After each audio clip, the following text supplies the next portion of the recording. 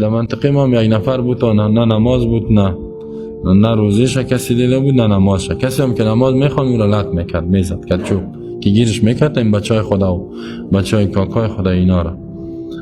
ولی فعلا قرآن قبر از او را زیارت جور کردن و حتی دمو وقت به نام اولیاء الله مشهور بود که از جمله اولیاء الله است. با من گفتم چی کرامت داشت؟ گفت کرامتش بود طرف آفتاب سعی میکرد.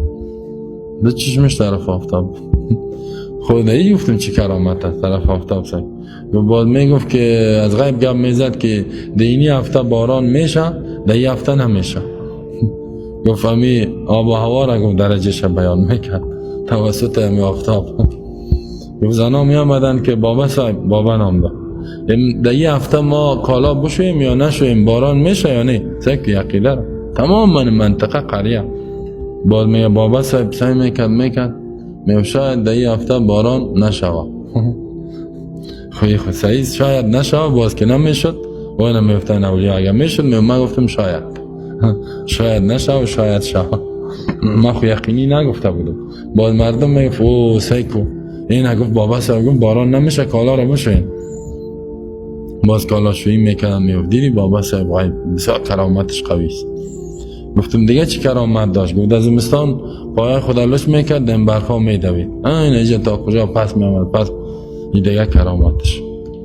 خب گفتم خیلی دیگه کرامتش چی بود؟ دیگه گفت در تابستان یکم دفعه در جای گرمی تندور میکرد اما سایه خدا بسیار گرم میساخت یک اتاق کسی داخل شده نمیتون او قراش اشته بود دم گرمی تنور کرده بود. خب گفتم دیگه کمالش چی بود کرامتش؟ گفت دیگه کرامتش چی بود که پیسه را که برش میدادی چیزش به مردم میداد یا کمش در جیب خود میداد. چیزش در جیب میمون چیزش به مردم میداد. این دیگه کرامت. اینی کرامتش. یک کرامتش گفت علما هم دیدن. مو چی بود؟ گفت علما آمدن گفتن تو بیدین مردم گمراه کردی نه نماز میخوانی نه دیگه ما آمدیم که تو را میزنیم.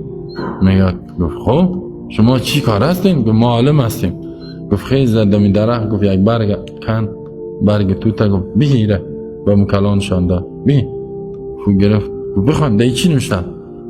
گفت سیکن توتا کن آینکای خدامان ما چه گفت نمیفهم دی چی نوشتن. گفت خلاص که نمیفهمی عالم نیستی برو دیگه دی بسیار چیزا نوشتن من میفهمم. مگه او عالم گفت که ولی کدام اولیاء الله است این را غرض نگیره بیا که بریم. خب یه از جمله اولیاء الله بوده. اینی مولوی های ولایت بود تو منطقه. خب این مولویش از این مولوی از این مردم از چی جور شود نگفتش که تو بخوانده ای چی نوشته است نه این یک تو یک ساحر بوده والله علم تو چالاک بوده این تو فریب دادی مولوی ها را. مولوی ها می گفتن این را غرض نگیرین این بجای رسید است بجای رسیده. شاید از طرف خدا برش حکم شده باشه که تو نماز نخوان با ما گفته نشده. با ما علم قال گفته شده که اقیم الصلاة با علم حال گفته شده که لا تقم الصلاة نماز نخوان. علم حال و قال میگن نه این علم حال داره. علم حال شاید به این گفته باشه که نماز تو معاف استی نخوان. نه دو نوع علم است یک علم قال است یک علم حال است. این تو گمراه مردم است. سال قبل از اون زیارت جور کردن بعضی مریداش در امریکاست میان گو گوسفند میکشن. چند وقت پیش هم گفت که چند تا گوسفندار سر قبر